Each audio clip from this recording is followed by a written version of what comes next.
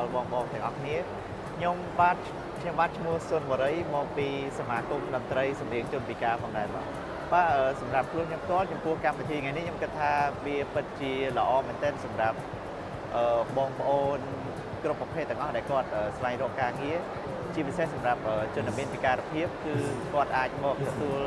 យកឱកាសការងារពីទីនេះបានហើយនឹងមួយទៀតយើងអាចស្វែងយល់បន្ថែមអំពីកម្មវិធីរបស់ TVET ក៏ដូចជារដ្ឋាភិបាលព្រមទាំងក្រសួងការងារដែលជួយទៅដល់បងប្អូនជនមានពិការភាពចំពោះចំណារអារម្មណ៍ខ្ញុំថ្ងៃហ្នឹងគឺពិតជាសប្បាយចិត្តមែនទែនដែលបានចូលរួមក្នុងកម្មវិធីហ្នឹងហើយបានទទួលនៅបទពិសោធន៍ថ្មីៗពីកម្មវិធីសម្រាប់ខ្លួនខ្ញុំក៏ពេលដែលខ្ញុំបានទទួលបទពិសោធន៍ក៏ដូចជាព័ត៌មានផ្សេងៗពីកម្មវិធីនៅថ្ងៃនេះខ្ញុំនឹងយកទៅចែករំលែកទៅដល់បងប្អូនដែលជាសមាជិកសមាជិកានៅក្នុងសមាគមខ្ញុំផ្ទាល់ព្រមទាំងមិត្តភ័ក្តិក៏ដូចជាបងប្អូនខ្ញុំផ្ទាល់ផងដែរបាទសម្រាប់សំណពររបស់ខ្ញុំគឺចង់ឲ្យក្រសួងការងារនៅតែបន្តធ្វើកម្មវិធីនេះបន្តទៀតដោយសារវាពិតជាល្អណាស់សម្រាប់បងប្អូនយើងដែលកំពុងស្វែងរកការងារធ្វើផងដែរចាជំរាបសួរខ្ញុំឈ្មោះរដ្ឋាបងចាបងសម្រាប់ការចូលរួមកម្មវិធី TVET ក្នុងឱកាសបង្កើតការងារសម្រាប់យុវជនខ្ញុំមានអារម្មណ៍ថាសប្បាយចិត្តបងខ្ញុំមកលើកនេះរៀងខ្លាចខ្ញុំឃើញអ្នកចូលរួមច្រើនហើយនឹងមានស្តង់តាក់ទងជាមួយនឹងស្ថាប័នឬក៏ក្រុមហ៊ុនផ្សេងៗដែលគាត់ផ្ដល់ឱកាសការងារយុវជនយើងច្រើនបងខ្ញុំចង់ផ្ដាំផ្ញើទៅបងប្អូនដែលគាត់អត់បានចូលរួមក្នុងកម្មវិធី TVET ថ្ងៃនេះនៅពេលលើកក្រោយបាទ TVET មានធ្វើកម្មវិធីបែបនេះសូមឲ្យពួកគាត់ចូលរួមឲ្យបានច្រើនដោយសារនេះជាឱកាសការងារច្រើនមែនតើសម្រាប់ពួកគាត់អញ្ចឹងណាសម្រាប់អ្នកដែលគាត់កំពុងតែស្វែងរកការងារធ្វើ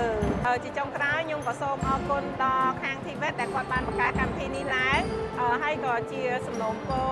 ររបស់ខ្ញុំផ្ទាល់គឺខ្ញុំចង់ឲ្យ TVET គាត់អាចបង្កើតកម្មវិធីបែបនេះនៅតាមបណ្ដាភូមិស្រុកទៅតាមឲ្យបានច្រើនជាងនឹងទូលំទូលាយជាងនឹងអញ្ចឹងណាបង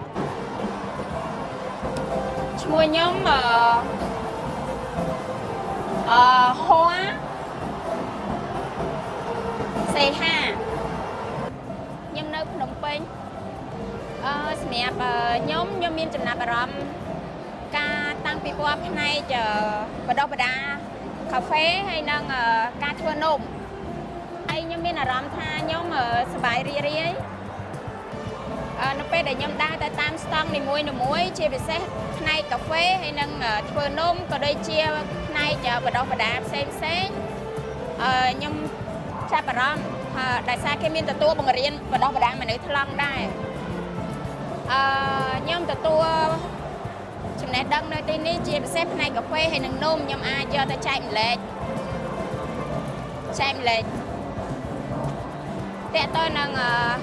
នំហើយនិងកាហ្វេខ្ញុំអាចយកព័ត៌មានហ្នឹងទៅចែកម្លែកទៅក្រុមគ្រួសារនិងមិត្តភ័ក្តិ